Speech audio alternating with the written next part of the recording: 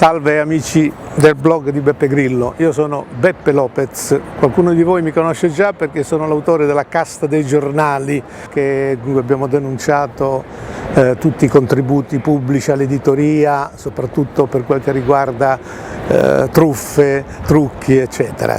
Sono qui. Questo è Palazzo Chigi come sapete e qui è la sede del Dipartimento per l'Editoria, esattamente la postazione pubblica da cui sono stati gestiti questi soldi.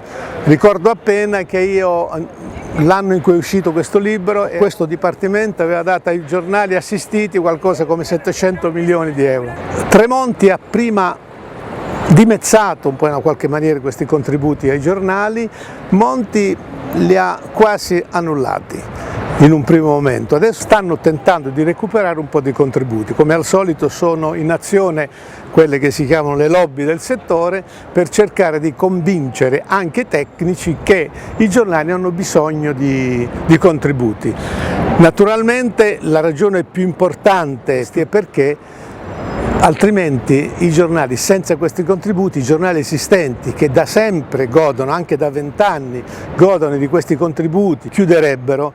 Oggi quello che è certo, io qui ho preso alcuni dati, quello che è certo è che oggi Monti ha ridotto un esborso annuale che ai tempi d'ora è arrivato a 700 milioni di euro l'anno e si è pian piano ridotto a 150, recentemente 170, lo ha ridotto a 53 milioni e mezzo l'anno.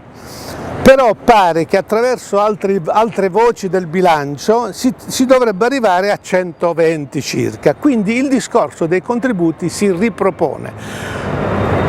E si ripropone anche il discorso non tanto della riforma, quanto del disboscamento di questo elenco infinito di privilegi assolutamente assurdi e spesso truffaldini.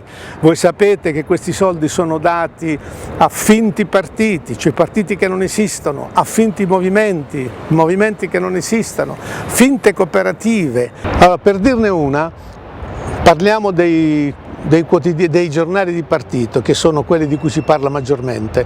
Non ci sono più di 2 testate che facciano riferimento a giornali di partito vero e proprio. Il più importante giornale è l'Unità. L'Unità, come Il Secolo, come altri giornali cosiddetti di partito, sono proprietà private e non hanno più gruppi di partito di riferimento. Gli unici rimasti in campo sono la Padania e Liberazione, che peraltro non ha più il partito in Parlamento. Problemi ancora più importanti sono nel campo dei finti movimenti politici o delle finte cooperative. Recentemente ci sono stati degli scandali, l'intervento della magistratura ha coinvolto Ciarrapico, questo senatore di Forza Italia, vecchio andreottiano, che è risultato avere 2 case editrici e 2 giornali, che quindi prendeva un doppio contributo che è vietato dalla legge che istituisce questi contributi. Ma il capitolo più importante di questi contributi non riguardano né le cooperative né i partiti né i movimenti, riguardano i contributi indiretti che vanno ai più importanti gruppi editoriali italiani. Sino a qualche anno fa, e lo documentava il mio libro, l'RCS prendeva credo 19 milioni di euro, Mondadori 29 milioni di euro, così Repubblica, Il Sole 24 Ore eccetera. Adesso qual è la situazione? Abbiamo detto che Monti ha tagliato i contributi indiretti, tagli che si sono aggiunti a quelli fatti da Tremonti, per cui alla fine quest'anno forse i giornali di partito, movimento eccetera avranno in tutto qualcosa come 100 milioni, 120 milioni. Per quel che riguarda i contributi indiretti, purtroppo il calcolo è da fare, perché tutti quanti ci siamo interessati molto a quegli altri contributi, quelli diretti, e mai troppo in maniera particolareggiata a quelli indiretti. Io ho preso degli appunti. Cosa rimane in campo? Allora, per quel che riguarda, rimane, tanto per cominciare, la questione dell'IVA. Voi sapete che i quotidiani pagano il 4% di IVA e non il 20% come tutti i mortali. Ma non solo i quotidiani, ma anche i prodotti collaterali, cioè i libri, le merendine, gli occhialini da sole, i profumini, che i giornali allegano proprio. Ora, questo è un introito straordinario, o meglio, un mancato esborso straordinario per i grandi gruppi editoriali.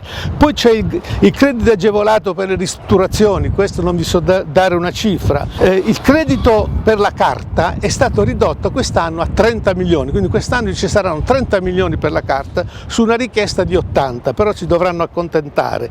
Poi ci sono le agevolazioni telefoniche, si dovranno accontentare di 35 milioni quest'anno. Poi ci sono il contributo per le teletrasmissioni dei giornali all'estero, questo non vi so dire in questo momento quanto costa. Per quel che riguarda le agevolazioni tariffarie postali, lì è stato superato in una qualche maniera, adesso le poste guadagneranno di meno e gli editori pagheranno quello che pagavano prima con lo Stato che pagherà di meno, ma questo è un discorso molto complicato che faremo poi a parte.